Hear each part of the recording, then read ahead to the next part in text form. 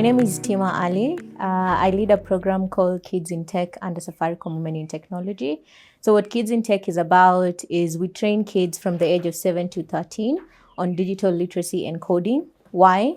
Because we want to get kids interested in tech at a really early age, so spark an interest in their minds so that it becomes an option in their education and eventually in their career.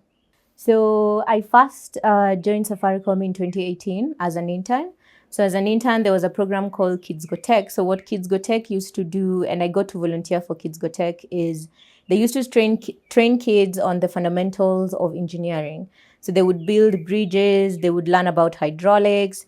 And so when I rejoined Safaricom after finishing school, I really thought about how an incredible initiative Kids Go Tech was.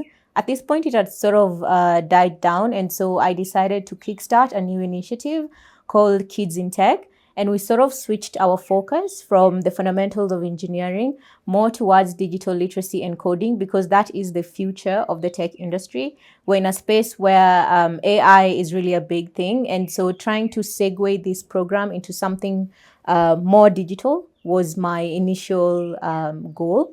And so with that, I decided to relaunch the program in November of 2022. And I've been leading this program with an incredible group of 6 individuals. So as I mentioned earlier, Kids in Tech focuses on children aged 7 to 13. In Kenya, I was an 844 person, so that was primary school. I don't know if they still call it primary school, but essentially, I guess it's between grade 1 to grade 8. So that's the age group of kids that we focus on, and we're very keen on ensuring that the girl child is very impacted by our program. So we ensure that at least 50% of the kids that we train are girls.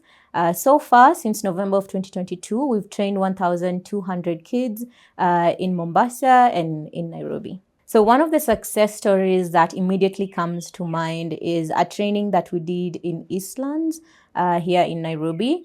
And our main target was to ensure that we reach the underserved communities or the underserved kids. And so the way we operate, or I operate Kids in Tech, is we leverage heavily on partnerships. And so we got to partner with the Nairobi County government to train just about 100 kids in Eastlands in a period of 2 weekends. And it was really interesting to see how excited these kids were. So the reason why Kids in Tech focuses on digital literacy as well is many a times we get to kids that have never seen a laptop before. And so to be able to see that bright, shining smile on a child's face when they can code something or they can learn about computers, it's really something extremely rewarding to me. And so that's the first thing that comes to mind, because we really touched kids that deserved it. Our biggest challenge, of course, is always how do we ensure we reach as many kids as possible throughout Kenya. As I've mentioned, we've mainly focused in Kenya and Mombasa, and our goal is to reach more communities throughout Kenya. Our biggest challenge remains sustainability and budget. And so how we go about it, and I've touched on this briefly, is we leverage heavily on partnerships. So if we identify an area that we're going, for example, the outreach that we did in Mombasa, I could only take 5 trainers with me. And so how we go about it to ensure that we're able to still train over 300 kids in a period of a week is by leveraging on partnerships. How we went about this particular situation is we reached out to Huawei, and we were able to partner with them on what they call the Huawei DigiTruck. The DigiTruck is a moving laboratory, essentially. So it's fully equipped with 20 laptops. And so with this capability, we were able to go to 5 different primary schools in Mombasa and really do some impactful work with the kids. And so in a nutshell, our biggest constraint remains sustainability, and we're able to navigate that by ensuring we leverage heavily on partnerships. So when I look at the future of Kids in Tech and what we do for kids within the community, is how do we ensure this becomes a day-to-day activity that they can do? What I struggle with right now is the fact that if we go do an outreach, that is possibly the end of it. So my goal is to ensure sustainability, try and include this as part of our curriculum. And so that becomes an opportunity for not just the community, but also the teachers to take initiative to actually teach their kids or the students digital literacy and coding. And so the future of kids in tech lies around incorporating this into our curriculum so that it becomes a day-to-day thing that kids interact with. One of my biggest fears is that you would go to a community, you would teach someone something, and once you leave, that's it. They forget about you, they forget what they learned, and so the impact cannot really be felt until it becomes a continuous learning experience. So as I mentioned earlier, my initiative focuses to ensure at least 50% of the kids that we train are actually girls.